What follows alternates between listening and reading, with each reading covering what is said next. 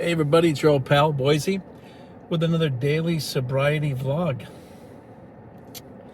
Today's Saturday, May 9th.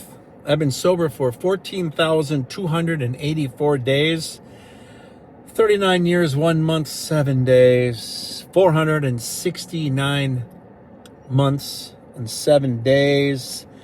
The other day I was talking about before you feel strong, you feel weak.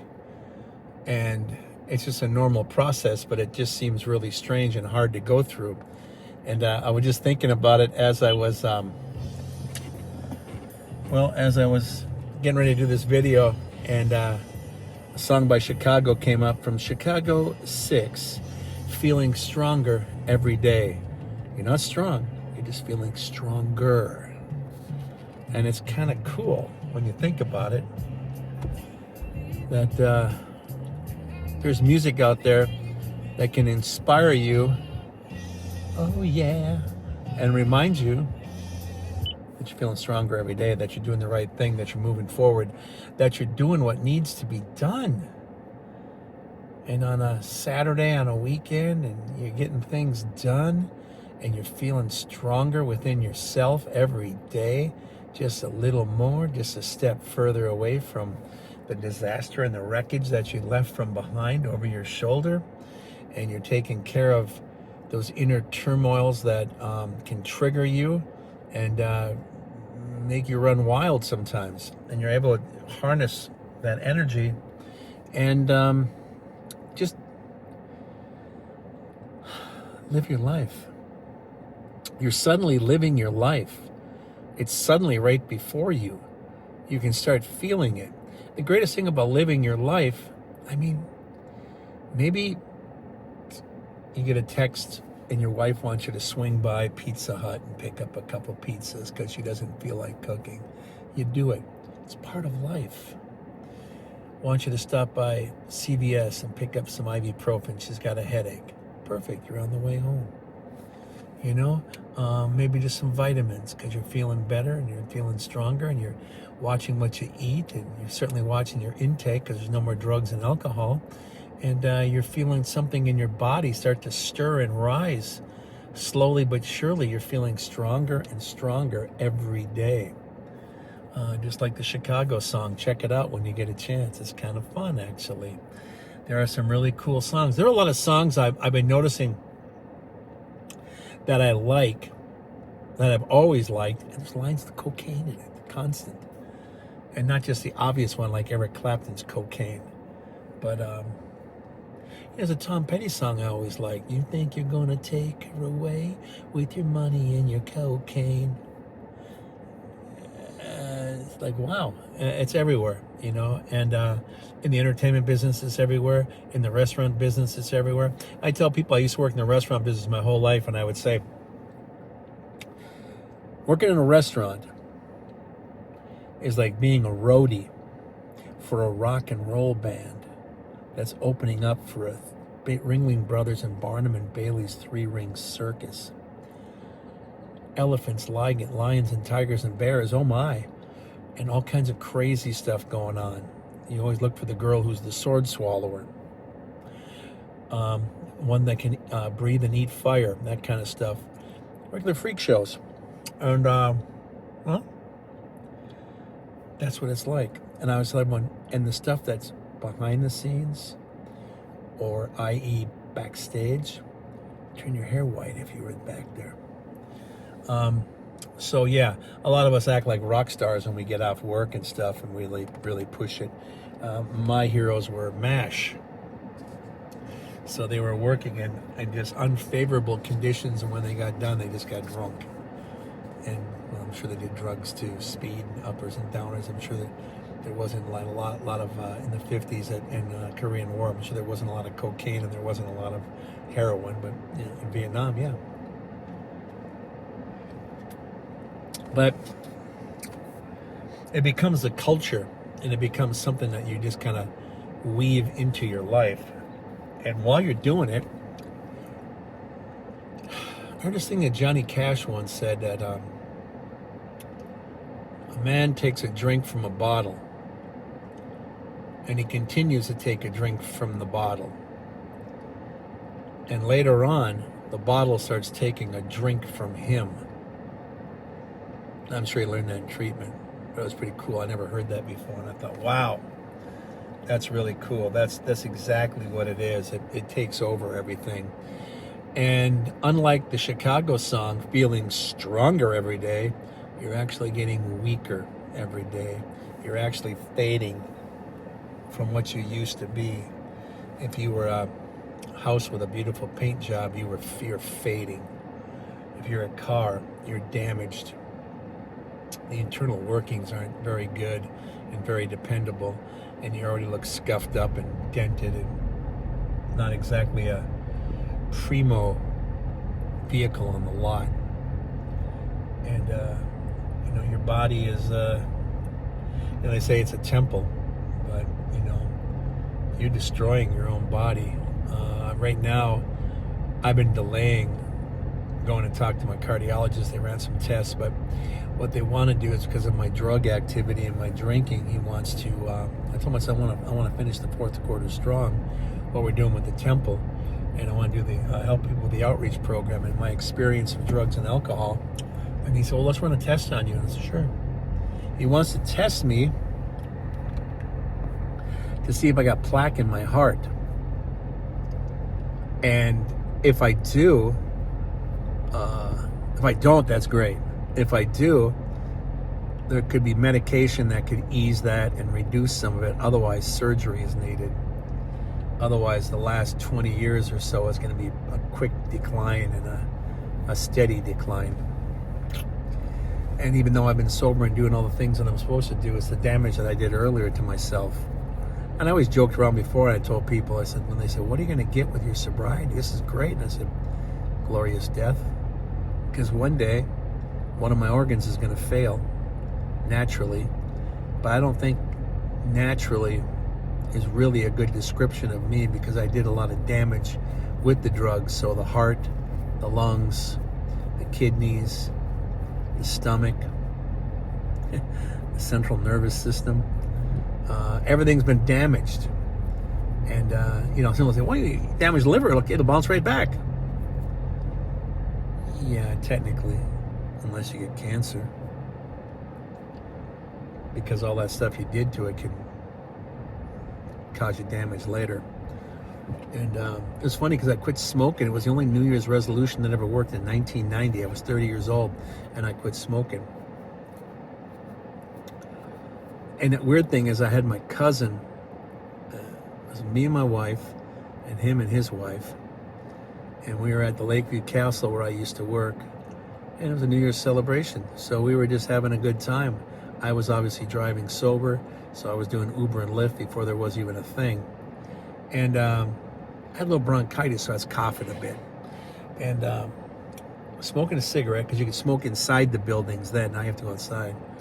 And just coughing really hard. And I just thought, oh my God, if I can just catch my breath and have a cigarette, it'll be just fine. And I thought, God damn, that's a stupid thought. If I could just catch my breath and have a cigarette, I'll be fine. So I decided right then and there to quit smoking. I'm afraid of being sick. A little bronchitis might give me that extra boost to stay away. So by midnight, I finished my last cigarette, and I slid the rest of my pack over to him, and he just blew it back in my face. He smoked my cigarettes and blew them in my face. And I was suffering from a little bronchitis, so it made me cough and kind of made me angry. And I'm stubborn, so it gave me a good boost to stay off and stuff, and I did. And I wish he would have, because fast forward 20 years later, and the security camera was showing him. He was bartending. The place was closed. He was cleaning a booth, and he just fell face first in the booth, just bloop. And that's where they found him. And he had a massive heart attack, and he died. I think he was like 56 or 58, young. He smoked his whole life. And I just wish he would have quit smoking the day I quit smoking. You know, he left behind his wife. Well, his wife and him were separated. but he had 3 children, and his one son was living with him, and bam, everything changed, snap of a finger, right overnight. And that kind of stuff will happen immediately with you for the things you've done. Smoking cigarettes will be another thing to you that will hurt you. A lot of us that do drugs smoke, or nowadays vape. Well, it's just a vape, it's not, it's like smoking. Yes, it is. It's nicotine. Stop it. Yeah, it's not a cigarette, it's a vape. You couldn't just light a cigarette and blow a smoke ring. But when you're at work, somebody will walk in the back loading dock and go, walk to the bathroom, walk in the back hall. You couldn't do that with a cigarette, but you're still smoking. And it's just kind of weird how people divide out that thing. And it just helps you feel weaker every day. Every day, you lose a notch and you slip. And it just accumulates. It just accumulates. Just like when my arthritis flared up, I still stayed sober, but a good junkie always likes sugar because you want the rush. So I was eating a lot of sweets, and I got up to 300 and almost 40 pounds.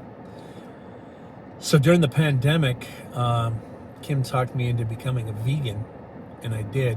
And I watched the sweets, and I got down to 200 pounds. So I lost like 140 pounds during the pandemic, where a lot of people were gaining it. And I was really feeling good. Really great, actually. And when you're like 60, you're like, this is great. God, I feel like I'm 45. Of course, someone who's 50 be like, well, that ain't much. And some in their 20s be like, dude, you're still an old guy. What the hell are you talking about? But it's that feeling. I mean, I didn't feel like I was 20. No way. And you can ask anyone who's 30. You feel like you're 20? Look them in the eye. I'll tell you no. When you every 10 years we look back and we reassess. That's why 30 is a freak out for a lot of people, because they're like, oh my God, my dreams and plans in high school didn't come through. Oh my God, I became a teenage mother and then my whole youth went by, and then I'm divorced, or I just have a baby daddy, and now I'm single, and my daughter is now a teenager. Oh my God, where'd the time go? I'm gonna start doing drugs. I'm gonna make up for the lost time. And it's just, there's no making up anything. You can still lead a good life after that. But quit pretending like you're fucking 18. What is wrong with you? And people do that. Numbers freak people out.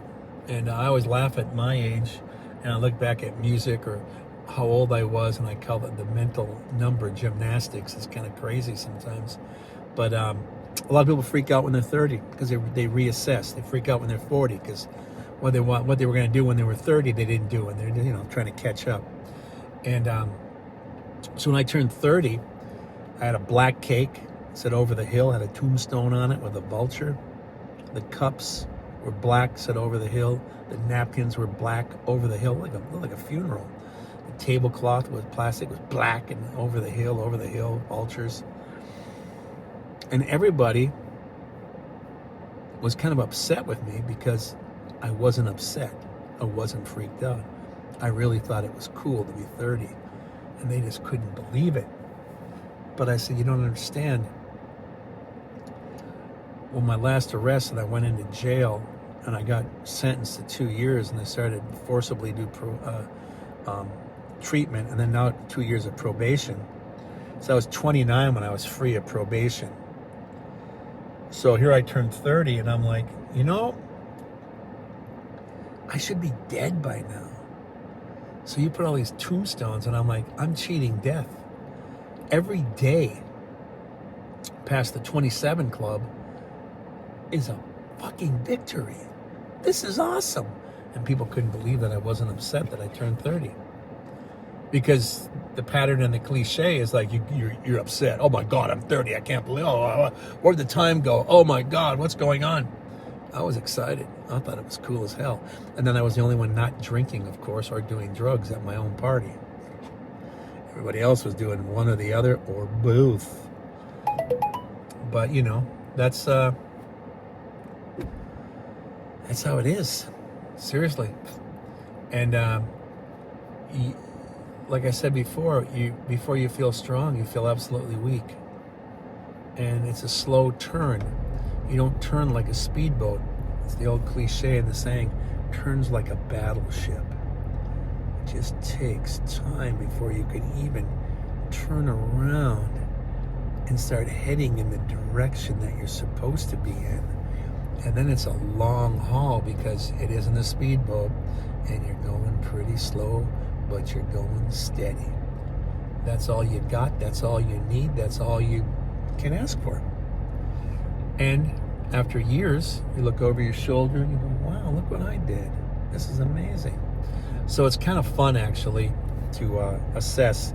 So turning 30 isn't traumatic at all. It wasn't for me, because I had a lot of potential, a lot of things I wanted to do in my life. And one of them was not being dead. Kind of a bonus if you want to get things done. But cheers. Little chilled coffee. Cool. I also have hot coffee too. A little community coffee. When you're in the South, community coffee from New Orleans, that's some good coffee right there. Yeah, you gotta love community coffee right from Louisiana. Guarantee. Ooh, we got the strong stuff too, yeah. But yeah, that's I guess the drug of choice, right? Caffeine. It's the one drug that you could take in work and people wouldn't go, what? What do you want? Caffeine. Oh, okay, get back to work. Some people, they don't want you to take speed, but some people pop those pills. There's another thing that's in the smoke shops, kratom, and that's kind of a speed as well. You mix into your coffee, I guess. I don't do that. I don't even do Red Bull or none of those things anymore. I used to, but I don't. Just sip some coffee and I'm good to go. And I kind of make like 3 pots out of one. So the first one's strong and the rest just progressively weaker. And the weakest one is just more for flavor. And I drink that in the evening, in the afternoons. And that's it. A little squirt of Splenda sometimes. Or maybe some coconut milk. It helps you digest. That's it. And it's an appetite suppressant, so I don't eat much. And don't feel I have to eat much. And I don't feel like I'm cheating myself. That's the one thing. You want to make sure you're not cheating yourself. But even when you eat slow and you chew and you put your fork down. You don't shovel and get in a hurry. It's steady and slow. Everything in life is steady and slow. If you're having sex, steady, slow. Don't rush it. She will not be impressed. Trust me. You know, so it's like, that's the thing. It's just steady and slow. Feeling stronger every day, as Peter Cetera sang on Chicago 6. Feeling stronger every day. It's a great song. And it's a cool song. It kind of reminded me of, you know, kind of a theme for life, kind of theme for what I'm doing right now. So it's kind of a reminder, and I can celebrate it with music. And I always love to use music as a motivation, music to mark timeline, marks in the timeline, so I can go back in time and remember what year that was, how old I was, when I first heard it, when I first bought the record. It's just at parties I heard it, or at dance parties in high school or junior high school. This Chicago song, I'd be in junior high school. I'd be in the 8th grade, junior high. But you know, it's kind of fun just to mark time and enjoy and celebrate your life, celebrate what you're doing. Give yourself a pat on the back because you're feeling stronger every day. So thank you for joining me on the my daily sobriety vlog, and let's do the recap, shall we? Today is Saturday, May 9th. I've been sober for, let's do it, drum roll, 14,284 days. 39 years, 1 month, 7 days, 469 months, and 7 days. Did I say 39 months before that? It was 39 years. They're all just relative numbers after a while. As long as you're sober, that's really what matters. Although when I make a mistake like that, I either sound dyslexic, senile, or high as a kite. And sometimes it's hard to tell. Except for me, I'm not high as a kite. But that's my notes. Thank you. Thank you for joining me. Thank you for helping us on Patreon. Thank you for Cash App, Venmo, Buy Me a Coffee. Yay! Cheers. You're not really buying me a coffee. Buying me a coffee is a way to donate. And remember, your donations are all tax exempt. Yeah, you gotta love that, right? And Chime. Ding, ding, ding, ding. So thank you for helping us so that we can help people in the outreach program. Thank you for that. Thank you for spending your time with me, because your time is valuable. I wish you luck and success as you move forward with your sobriety. Let us know in the comments down below how many years, how is things going with you. Let us know what seems to be fun and easy for you. You were surprised with. Or tell us what was difficult and still is. And maybe in the community, someone will be able to help you with some of the things that they've been through, so that we can share more specifically what your issue might be. When I'm talking out loud, I'm talking generically, and I'm talking about my past. It might intersect with some of the emotions and feelings you have. It might not, or it might trigger you to think of something else that I'm not even thinking about or talking about. But someone in the comment, if you say something, someone in the comments will go, "Hey man, the same thing happened to me," and they'll give you this advice, and that is just the coolest thing. It's a very cool community, it really is. But thank you, from the bottom of my heart to the top of my soul. Thank you for spending time with us. Your time is valuable, and I know it. And I encourage you to spend sober time with your family and enhancing your life. I really do. And in the words of Ringo, peace and love, everybody. Peace and love. I love the fact that you spend time with us. Thank you very, very much. I will see you again on the next sobriety video vlog, which will be Mother's Day. Yay, Mom! Love you all. And love Mom too. And Dad. And your brothers and sisters. And your neighbors. Like Ringo says, peace and love. Peace and love. I'll see you later. Thank you. Love you very much.